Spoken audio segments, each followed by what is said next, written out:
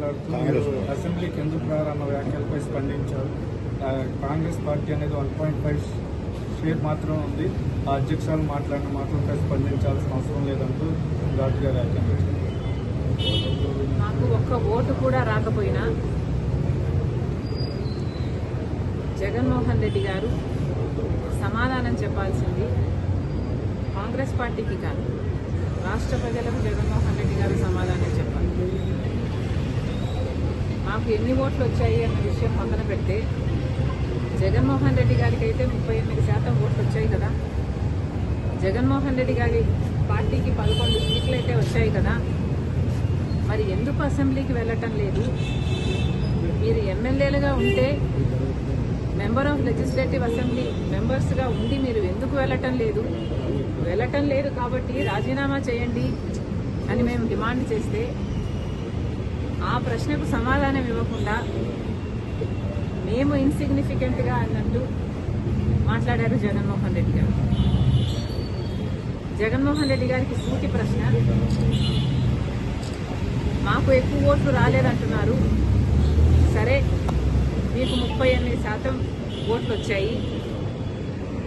మరి వచ్చి కూడా మీరేం చేస్తున్నారు? దాంతో 11 సీట్లు గెలిచి కూడా మీరేం చేస్తున్నారు? దాంతో మీకు మాకు ఏమిటి తేడా?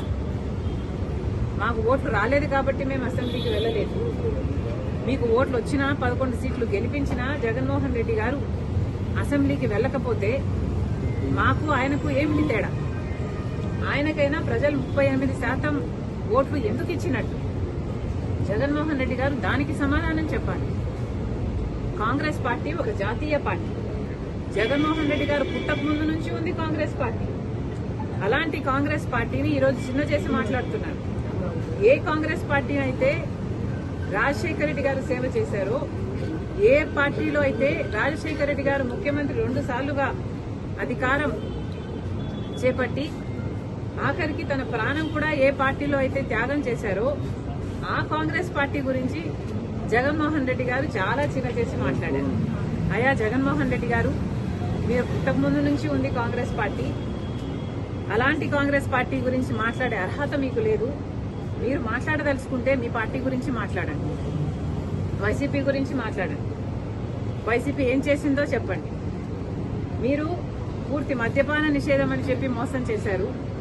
రైతులకు 3,000 కోట్ల ధర స్థిరీకరణ నిధి ఇస్తాము ప్రతి సంవత్సరము అని మోసం చేశారు. మెగా డిఎస్సీ అని మోసం చేశారు. ఆఖరికి పోలీసుల్ని కూడా మీ ఇంటి కుక్కల్లాగా బిస్కెట్లు వేస్తే పనిచేసే మీ యంత్రాంగంలాగా మీరు వాడుకొని ఆఖరికి కాదంబరి కేసులో అయినా చూసాము. ఎంతో మందిని డోర్ డెలివరీ చంపేసి డోర్ డెలివరీ చేయడం చూసాము. మీ అరాచకాలను, మీ మాఫియాలను జనాలు తట్టుకోలేక మిమ్మల్ని ఓడించారు. ఒకప్పుడు ఏ రాజశేఖర రెడ్డి గారి కొడుకుకైతే అవకాశం ఇవ్వాలని 151 సీట్లను మీకు ఇచ్చారో అదే ప్రజలు మిమ్మల్ని ఓడించి 11 సీట్లు మీకు ఇచ్చారు. అంటే ఎందుకు ఇచ్చారో ఆలోచన చేయండి. ఆ 11 సీట్లు కూడా మీరు గెలిచిన ఎమ్మెల్యేలుగా ఉండి మీరు ఎమ్మెల్యేలుగా అసెంబ్లీకి వెళ్ళకపోతే మీరు ఎందుకు గెలిచారో ఆలోచన చేయండి. మేమేమీ గెలవలేదు. సరే, ఎందుకు గెలవలేదు? ఎందుకంటే ఈసారి ప్రజలు చాలా డిసిసివ్గా ప్రభుత్వాన్ని మార్చాలి అన్న ఉద్దేశంతో ఓట్లేశారు కాబట్టి మాకు ఓట్లు పడలేదు. ప్రజలలో కాంగ్రెస్ పార్టీ పట్ల ఆదరణ లేదు అనడానికి వీల్లేదు. ఎందుకంటే దేశంలోనే చూస్తున్నాం, కాంగ్రెస్ పార్టీ ఎదుగుతుంది. కాంగ్రెస్ పార్టీ ఓడిపోకుండా వల్ల వచ్చే మాటలేవి. మళ్ళీ చెప్తున్నాం, పోలీస్ డిపార్ట్మెంటు సోషల్ మీడియాలో వస్తున్న బూతుల గురించి, సోషల్ మీడియాలో అవాస్తవాలు రాస్తున్న వాళ్ళ గురించి, సోషల్ మీడియాలో మహిళలను చిన్న చేసి అవమానించి చేస్తున్న పోస్టుల గురించి పోలీసులు ఇంతే కాదు, ఇంకా అరెస్ట్ చెయ్యని వాళ్ళను కూడా చేయాలి. ఏ పార్టీకి సంబంధించినా పర్వాలేదు. ఆఖరికి వైసీపీ అయినా, టీడీపీ అయినా పర్వాలేదు, అసభ్యకరంగా ఎవరు పోస్టులు పెట్టినా కూడా పోలీస్ డిపార్ట్మెంట్ చర్యలు తీసుకోవాలి, వాళ్ళని అరెస్ట్ చేయాలి అని కాంగ్రెస్ పార్టీ డిమాండ్ చేస్తుంది. ఇది ఒక పొలిటికల్ ఇష్యూ కాదు, ఇది ఒక సోషల్ ఇష్యూ. కాబట్టి సోషల్ ఇష్యూగా దీన్ని పరిగణలోకి తీసుకొని పాలిటిక్స్ కు అతీతంగా సోషల్ మీడియాలో అసభ్యకరంగా ఎవరు ఏ పోస్టులు చేసినా, ఏ కమెంట్లు చేసినా కూడా పోలీసు వాళ్ళు యాక్షన్లు తీసుకోవాలి. గతంలో చేసిన కమెంట్లకు కూడా ఎవరు ఎంత క్షమాపణలు అడిగినా కూడా ఇది క్షమించరాని నేరం. సోషల్ మీడియాలో నిజంగా చాలా బూతులు, తిట్లు, అసలు లిమిట్ లేకుండా పోయింది. కాబట్టి ఎవరు ఎంత ప్రాధేయపడినా మమ్మల్ని క్షమించండి అని సోషల్ మీడియాలో వేడుకుంటున్నా, ఎవరైతే బూతులు పెట్టారో వాళ్ళ మీద తప్పకుండా యాక్షన్ తీసుకోవాలి.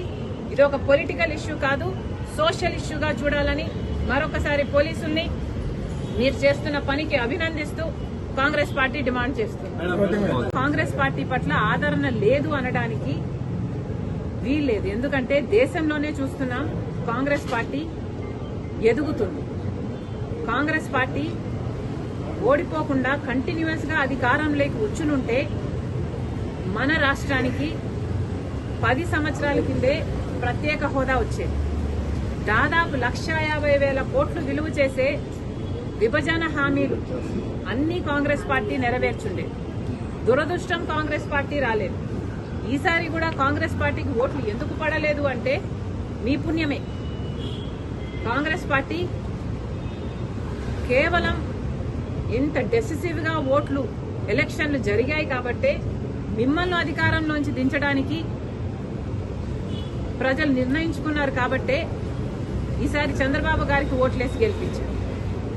కాంగ్రెస్ పార్టీకి అభిమానులు లేక కాదు. మళ్లీ చెప్తున్నాం, జగన్మోహన్ రెడ్డి గారు నిన్న ఏదైతే బడ్జెట్ మీద ప్రెస్ మీట్ పెట్టి చెప్పారో వాస్తవానికి అది అసెంబ్లీలో ఫ్లోర్ ఆఫ్ ద హౌస్ మీద జగన్మోహన్ రెడ్డి గారు మాట్లాడాల్సిన విషయాలు. మరి జగన్మోహన్ రెడ్డి గారు అసెంబ్లీలో మాట్లాడకుండా ప్రెస్ మీట్ లో చెప్తే మేము అంతకంటే ముందు అంతకంటే బాగా ప్రెస్ మీట్ పెట్టి చెప్పాం బడ్జెట్ గురించి. మరి మాకు జగన్మోహన్ రెడ్డి గారికి ఏమిటి తేడా?